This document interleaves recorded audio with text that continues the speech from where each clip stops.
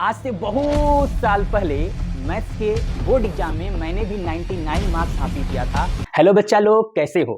आप में से कुछ लोग मुझे पहले से जानते होंगे और कुछ लोग मुझे पहली बार देख रहे होंगे। मैं आपसे रिक्वेस्ट करता हूं कि आगे आने वाले 5 से 10 मिनट आप मुझे दे दीजिए। इसमें कुछ आपके बारे में बातें होंगी और कुछ मेरे बारे में बातें होंगी और आगे आने वाले 5 से 10 मिनट में आप अपनी जिंदगी का एक महत्वपूर्ण फैसला लेने वाले हैं। तो मेरा नाम है केशव पांडे, आपका मैथ्स एजुकेटर। आप जो ये वीडियो देख रहे हैं वो देख रहे हैं हमारे नए platform Keshav Pandey UP board पर।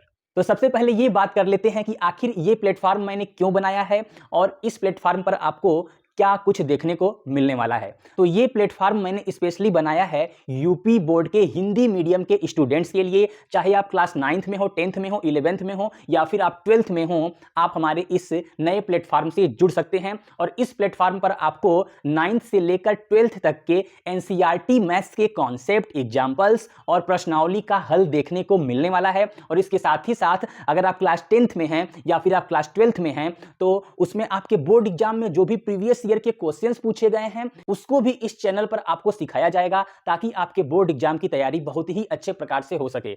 देखिए, जो हमारा यूपी बोर्ड का सिलेबस है वो एनसीईआरटी पर आधारित है, तो आपको एनसीईआरटी तो बहुत ही अच्छे तरीके से करना ही करना है। लेकिन कई बार क्या होता है कि एनसीईआरटी में कुछ चैप्टर्स ऐसे दिए गए हैं कि अगर आप डायरेक्ट एनसीईआरटी के क्वेश्चंस करने जाएंगे तो आपसे बहुत अच्छे तरीके से वो नहीं हो पाएंगे। तो इसलिए उस चैप्टर को पढ़ने से पहले कई बार क्या होता है कि कुछ छोटे छोटे अलग से भी एग्जाम्पल्स करने पड़ते हैं, ताकि कॉन्सेप्ट अच्छे तरीके से समझ में आ जाए। तो ऐसे चैप्टर्स जिनमें एनसीईआरटी से बाहर से भी कुछ पढ़ना पड़ेगा आपके बोर्ड एग्जाम की तैयारी के लिए, तो ऐसे चैप्टर्स में हम थोड़ा सा आपसे कुछ बाहर के क्वेश्चंस भी डिस्कस करेंगे जो कि एनसीईआरटी के अंदर नहीं दिए गए हैं। तो हमारे इस चैनल पर जो भी कंटेंट अपलोड होगा वो सारा यूपी बोर्ड के हिंदी मीडियम के स्टूडेंट के लिए बहुत ही मददगार साबित होने ही वाला है। लेकिन इसके साथ ही साथ अगर आप किसी और दूसरे बोर्ड में हैं जहां पर एनसीईआरटी को फॉलो किया जाता है, तो ऐसे बच्चे भी हमारे इस चैनल से जुड़ सकते हैं, जैसे कि बिहार बोर्ड, एमपी बोर्ड, इस तरह के कोई भी बोर्ड जहां पर एनसीईआरटी पैटर्न को फॉलो किया जाता है, आप भी इस चैनल से जुड़ सकते हैं। आपको भी इस चैनल से काफी ज्यादा मदद मिलने वाला है। अब थोड़ा सा मैं अपने बारे में बात करने वाला हूं। वैसे तो अपने बारे में बात करने के लिए मेरे पास बहुत कुछ है, लेकिन मैं फिलहाल आपसे बहुत कुछ नहीं बताने वाला हूं। आपसे बस उतना ही बताऊंगा जितना आपके लिए जरूरी है, और धीरे धीरे आप मेरे बारे में और भी जान जाएंगे। पिछले 8 सालों से मैं एजुकेशन फील्ड में हूं, जिसमें मैंने ऑफलाइन क्लासेज में यूपी बोर्ड के स्टूडेंट, सीबीएसई बोर्ड के स्टूडेंट्स और साथ ही साथ आईसीएसई बोर्ड के स्टूडेंट को पढ़ाया है। और सबसे जरूरी बात यह है कि छोटे बच्चों से लेकर क्लास 12th तक के स्टूडेंट्स के साथ मैंने डील किया है। और इस दौरान मुझे यह पता चला कि एक छोटे बच्चे का माइंड किस प्रकार से सोचता है और उसको पढ़ाने का क्या तरीका होना चाहिए, और जब वो बच्चा धीरे धीरे क्लास 9th में पहुंचता है तब उसका माइंड किस तरह से काम करता है, उस समय पर किस तरीके से ध्यान देना चाहिए, और जब बच्चा 12th में पहुंचता है तब उसका माइंड किस लेवल पे होता है, उसको किस तरीके से पढ़ाना चाहिए और उसका बैकग्राउंड कैसा रहा है, पहले उसने किस तरह से पढ़ाई की है, वो सारी बातें मैंने इस दौरान सीखी है, समझी है। कई बार क्या होता है कि क्लास 8 तक बच्चे बहुत सीरियस नहीं होते हैं, वो ध्यान ही नहीं देते हैं। तो देखिए, ऐसे बच्चे जो क्लास 8 तक ध्यान से नहीं पढ़े हैं, उनका देखेंगे मैथ में बेसिक कैलकुलेशन ही उनका बहुत ही बेकार होता है। तो ऐसे बच्चों के साथ मैंने उनके कैलकुलेशन को सुधारा है, चाहे वो ऑफलाइन माध्यम हो और चाहे ऑनलाइन माध्यम हो। ऑनलाइन क्लासेज में भी मैंने बहुत से बच्चों के बेसिक्स को इंप्रूव करने पर ध्यान दिया है। आज से कुछ साल पहले जब मैं ऑनलाइन आने के बारे में सोचा, तो उस समय मैंने देखा कि बहुत से ऐसे लोग थे जो class 9th, 10th, 11th, 12th के बच्चों को तो पढ़ा रहे थे, लेकिन ऐसे चैनल्स बहुत कम थे जो बच्चों के बेसिक्स पर काम कर रहे थे। तो मैंने उस समय क्या किया, ऐसे चैनल पर काम किया, ऐसे बच्चों को सुधारा जिनका बेसिक कैलकुलेशन ही बहुत ही बेकार था। अब सोचिए, कोई बच्चा क्लास 9th में है, क्लास 10th में है और उसका बेसिक कैलकुलेशन ही बेकार है, तो वो तो हर एक सवाल में फंसेगा, चाहे वो कॉन्सेप्ट को कितने भी अच्छे तरीके से समझ ले, वो हर एक क्वेश्चन में फंसने ही वाला है, क्योंकि कैलकुलेशन तो सब में करना ही है। उनको भिन्नों का जोड़ नहीं आ रहा है, भाग नहीं आ रहा है। इसके साथ ही साथ मैंने क्लास 10th में ऐसे बच्चों को भी देखा है जो -5 + 3 को -2 लिखने में घबराते हैं। अब देखिए, पढ़ाई एक ऐसी चीज है कि एक सही एज में, सही क्लास में क्या कुछ सीखना है, उसी पैटर्न में आपको सीखते हुए चलना होता है। लेकिन किसी कारणवश अगर कोई बच्चा क्लास 8 तक भी सही तरीके से चीज़ों को नहीं समझ पाया है, उसको बेसिक कैलकुलेशन तक नहीं आता है, तो क्लास 9th उसके लिए आखिरी मौका होता है चीज़ों को फिर से समझने का। अगर कोई बच्चा क्लास 8 में है और इस वीडियो को देख रहा है या फिर वो क्लास 9th में जाने वाला है, परेशान है, तो मैं ऐसे बच्चों से ये कहना चाहूँगा कि देखो क्लास 9th में बोर्ड का प्रेशर नहीं होता है, क्लास 9th में आपको कोई बोर्ड एग्जाम में नहीं बैठना है। तो क्लास 9th आपको क्या करना है, आपको सिलेबस तो पूरा कंप्लीट करना ही करना है, इसके साथ-साथ जो भी आपकी कैलकुलेशन वाले प्रॉब्लम्स हैं, उनको भी धीरे-धीरे ठीक करते रहना है ताकि आपको क्लास 10th में जाकर कोई प्रॉब्लम देखने को न मिले। अगर आप क्लास 9th में ध्यान नहीं देंगे तो क्लास 10th में जाकर फंस जाएंगे, क्योंकि क्लास 10th में आपको अपने बोर्ड के सिलेबस को पूरा प्रिपेयर करना होगा, अच्छे तरीके से तैयार करना होगा ताकि आप बोर्ड एग्जाम में अच्छे से अच्छा कर सकें। तो मैंने बेसिक्स पर तो बहुत काम किया है, अगर आप इस चैनल पर जुड़ेंगे तो मैं आपको यह भी सिखाऊंगा कि कैसे आपको बेसिक्स वगैरह इंप्रूव करने हैं। अब ऐसे भी बहुत से बच्चे होते हैं जो क्लास 10th को भी सीरियसली नहीं लेते हैं, क्योंकि वो अपने सीनियर से पहले से ये सुन चुके होते हैं कि अरे यार लास्ट में बस 2 महीने पढ़ोगे हो जाएगा। तो देखिए, हो सकता है कि आप लास्ट के 2 महीने बहुत अच्छे से तैयारी कर दें और आपके बहुत अच्छे मार्क्स भी आ जाएं, लेकिन ये पढ़ने का सही तरीका नहीं होता है। देखिए, पढ़ाई केवल किताबों तक ही सीमित नहीं है। पढ़ाई आपको एक डिसिप्लिन सिखाती है, आपको अनुशासित रहना सिखाती है। अब एक बच्चा है जो आखिरी के केवल 2 महीने वन शॉट वीडियो देखकर तैयारी कर रहा है और एक बच्चा है जो लगातार पूरा अनुशासन के साथ सिलेबस को कवर कर रहा है। तो भले ही दोनों के मार्क्स बराबर आ जाएं, लेकिन जिस बच्चे ने एक-एक दिन जिया है, एक-एक दिन किताबों के साथ खेला है, वो बच्चा जिंदगी में भी बहुत कुछ अच्छा करने वाला है, क्योंकि उसने अनुशासन को सीखा है। 10th का बोर्ड आपके जीवन में ऐसा पहला मौका होता है जब आपको खुद को साबित करने का मौका मिलता है। अभी तक मैंने जिन बच्चों को अपने ऑफलाइन क्लासेज में सिखाया है, उन बच्चों ने क्लास 10th के बोर्ड में मैथ्स में 98 मार्क्स तक हासिल किए हैं और क्लास 12th के मैथ के बोर्ड एग्जाम में 96 मार्क्स तक उन्होंने हासिल किए हैं।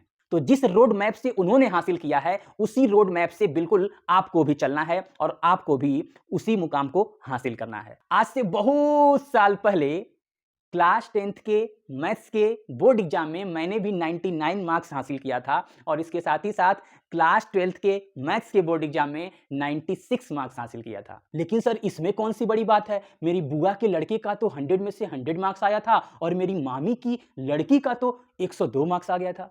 देखो, बात कुछ ऐसा है, जो चीज मार्केट में बहुत ज्यादा मात्रा में हो जाता है तो उसकी वैल्यू लोग कम करते हैं या उसकी वैल्यू करते ही नहीं है, लेकिन जो चीज मार्केट में कम होता है उस चीज की वैल्यू होती है। इसको एक एग्जांपल से समझते हैं। आजकल देखिए कि हर परिवार में लगभग हर एक मेंबर के पास कोई ना कोई सस्ता महंगा स्मार्टफोन है ही। तो अगर कोई नॉर्मल सा कोई फोन खरीद लेता है तो उसके बारे में बहुत ज्यादा चर्चा नहीं होती है, लेकिन अगर कोई आईफोन खरीद ले तो आप बोलते हैं अरे यार उसने तो आईफोन खरीद लिया। क्यों? क्योंकि आईफोन कम लोगों के पास है। तो ऐसे ही जो चीज कम मात्रा में होती है उसकी लोग वैल्यू करते हैं और जब वही हद से ज्यादा हो जाता है तो उसकी वैल्यू या तो बहुत कम हो जाती है या तो होती ही नहीं है। तो बात कुछ ऐसी ही है कि आजकल जो भी आपका सिलेबस है वो एनसीईआरटी के इर्द गिर्द घूमता है और आजकल जो सिलेबस है वो भी कम मात्रा में है, तो कम ही पढ़ना है और कम ही एग्जाम में लिखना है। और आजकल देखेंगे कि 10th के बोर्ड एग्जाम में 30 मार्क्स आपको अलग से स्कूल के जरिए मिल जाते हैं और 70 मार्क्स का आपका पेपर होता है। तो इस तरह के आजकल के सिलेबस हैं, तो जो बच्चे मेहनत कर रहे हैं उनकी जाहिर सी बात है वो 90 प्लस 95 प्लस पहुंचेंगे ही पहुंचेंगे। लेकिन मेरे टाइम में 99 मार्क्स केवल किसी किसी को मिलता था। पूरे जिले में अगर कोई एक बच्चा 2 बच्चा मिल जाए तो उतना ही बहुत बड़ी बात हो जाती थी। और उस समय ऐसा था कि कोई अगर 60% मार्क्स अगर किसी को आ जाता है, किसी को 70% मार्क्स आ जाता है तो उसको बहुत हाई रेट किया जाता था। और आजकल तो 70% किसी बच्चे को मिल ही नहीं रहे हैं। सबको 10th के बोर्ड में अगर देखेंगे तो लगभग 80 से ऊपर ही मैक्सिमम बच्चों को नंबर्स मिल रहे हैं। तो उस समय 60% 70% की भी वैल्यू थी और उस समय किसी सब्जेक्ट में 99 मार्क्स लाना, वो भी मैथ्स में, बहुत बड़ी बात थी और उसको हेडलाइन के तौर पे अखबारों में छापा जाता था। और उस टाइम पर जो ये बोर्ड में आपको 30 नंबर अलग से मिल रहे हैं, वो 30 नंबर भी आपको अलग से नहीं दिया जाता था। 10th के बोर्ड एग्जाम में भी पूरा 100 मार्क्स का पेपर होता था और उस समय एनसीईआरटी पर आधारित सिलेबस भी नहीं था। सिलेबस भी बहुत ज्यादा था, बहुत कुछ पढ़ना पड़ता था, तब जाकर बोर्ड एग्जाम में बैठना होता था। तो टोटल 100 मार्क्स आपको लिख कर लाना पड़ता था और वो भी एनसीईआरटी के सिलेबस से नहीं, वहां पे अदर सिलेबस थे, थोड़े सिलेबस ज्यादा थे। वैसे ही अगर क्लास 12th में बात करें तो आजकल क्लास 12th का जो सिलेबस है वो 100 मार्क्स का तो हो रहा है, लेकिन केवल आपको एक ही पेपर अटेम्प्ट करना होता है। आप क्लास 12th में पढ़ते हैं और एक पेपर अटेम्प्ट करते हैं, वो भी एनसीईआरटी आधारित। लेकिन पहले क्या था, भाई पहले 12th में भी एनसीईआरटी आधारित सिलेबस नहीं था। वहां पर हम लोग 5-5, 6-6 अलग-अलग किताबें पढ़ते थे, अलग-अलग सेक्शन की अलग-अलग किताबें होती थी, उनको पढ़कर हम लोग को बोर्ड एग्जाम देना पड़ता था। और उस समय क्या था कि आपको क्लास 11th में जो पढ़ना है और क्लास 12th में जो पढ़ना है, दोनों साल पढ़ने के बाद बोर्ड एग्जाम देना होता था। और क्लास 11th से भी क्वेश्चन पूछा जाता था और क्लास 12th से भी। मैथ्स के 2 पेपर होते थे, पार्ट 1, पार्ट 2। मैं क्लास 12th की बात कर रहा हूं। पार्ट 1 50 नंबर का और पार्ट 2 50 नंबर का। तो उस समय 50 में से अगर हाईएस्ट आप देखेंगे तो 48 ही मिलता था। मैंने अपने 12th के बोर्ड एग्जाम में मेरे जानते हुए कोई गलती नहीं की थी, तो मुझे दोनों ही पेपर में 50 में से 48, 50 में से 48 मिला था। तो क्या सर आप इतने पुराने हैं? हाँ, मैं इतना ही पुराना हूं। मैं उस जमाने का हूं कि जब मैं अपने 10th का बोर्ड एग्जाम दिया हूंगा तो आज के जो 10th के बच्चे हैं वो पैदा भी नहीं हुए होंगे। और सबसे मेन बात, आज आपके पास पढ़ने के लिए आपके हाथों में स्मार्टफोन है। और उस टाइम जब मैंने अपने बोर्ड्स दिए थे तो उस टाइम स्मार्टफोन किसी के पास होता ही नहीं था। स्मार्टफोन कॉमन था ही नहीं। स्मार्टफोन मतलब समझिए BMW गाड़ी। मुझे लगता है कि जब मैंने बोर्ड एग्जाम दिया होगा तो उसके लगभग 1 या 2 साल पहले भारत में स्मार्टफोन लॉन्च हुआ होगा। तो उस समय किसी के पास स्मार्टफोन नहीं हुआ करता था। उस समय किसी के पास स्मार्टफोन होने का मतलब है कि काफी ज्यादा वो रईस माना जाता हो। तो जब स्मार्टफोन ही नहीं हुआ करता था तो यूट्यूब का तो छोड़ ही दीजिए, वीडियो का तो छोड़ ही दीजिए। तो उस समय क्या था कि हम लोगों को या तो टीचर से पढ़ना है या फिर किताबों से पढ़ना है। अब सोचिए, अगर आप कोई क्लास अटेंड करने जा रहे हैं और टीचर आपको पढ़ा रहा है, आपको टीचर की बातों को बहुत ही ध्यान से सुनना है। क्यों सुनना है भाई? क्योंकि अगर आपका छूट गया, उस समय आप अच्छे तरीके से नहीं सीख पाए क्लास में, तो आपके पास दूसरा ऑप्शन नहीं है कि आप घर जाकर फोन में सर्च करके वन शॉट वीडियो देख लेंगे। और आज आपके पास इतने सारे उपाय हैं कि अगर क्लास में आपको नहीं समझ में आ रहा है तो यूट्यूब पर हजारों वीडियो अवेलेबल हैं। कोई भी वीडियो आप देख सकते हैं। बहुत सारे टीचर्स हैं, जिन भी टीचर से आपको समझ में आ रहा है आप सीख सकते हैं। लेकिन वहां पर ऐसा कोई ऑप्शन नहीं था। एक ही ऑप्शन था कि भैया डेली अच्छे से क्लास अटेंड करो, टीचर की बातें सुनो, नोट्स बनाओ और वही एग्जाम तक पढ़ते रहो। अगर कुछ भूल गए तो बच्चे टीचर से दोबारा पूछने में डरते थे कि भाई टीचर से दोबारा पूछें कैसे। अब क्लास 10 तो 1 ही साल था, पहले भी 1 साल तक पढ़ो, उसको याद रखो, नोट्स बनाओ, उसी को रिवाइज करो, एग्जाम दे दो। लेकिन क्लास 12 के बोर्ड एग्जाम के बारे में एक बार सोच कर देखिए कि कोई स्टूडेंट है जो क्लास 11th में पढ़ रहा है, क्लास 12th में पढ़ रहा है, ये 2 साल तक आपको सारी चीजें याद रखनी होती थी ताकि आप बोर्ड एग्जाम में अच्छे से अच्छा कर सको। और आपके पास ऑप्शन भी नहीं है कि आप अगर क्लास 11th वाली 2 साल पहले पढ़ी हुई चीजें अगर आप भूल चुके हैं तो दोबारा से आप उसको फोन में देख सके, क्योंकि फोन ही नहीं है आपके पास, कहां से देखेंगे। तो हाँ, मैं उतना पुराना हूं कि जब फोन आम नहीं हुआ करता था। अब ये बताने का मेरा मतलब बिल्कुल भी नहीं है कि जिसके बोर्ड्स में बहुत अच्छे मार्क्स आए हैं वही अच्छा सिखा सकता है, ऐसा बिल्कुल नहीं है। देखिए, ज्यादा जानकारी होना और अपनी बात को किसी को समझाना दोनों अलग अलग चीज होता है। हो सकता है कि किसी को थोड़ी कम जानकारी हो लेकिन वो अपनी बात को बहुत ही अच्छे तरीके से आपको समझा सकता है, तो वो एक बहुत ही अच्छा टीचर है। मेरा मानना है कि ऐसे टीचर जो छोटे बच्चों को 2 + 2 = 4 सिखाते हैं, उनकी भी उतनी ही वैल्यू है जो क्लास 12th के बच्चों को पढ़ा रहे हैं, जो किसी कॉम्पिटिटिव एग्जाम के बच्चों को पढ़ा रहे हैं।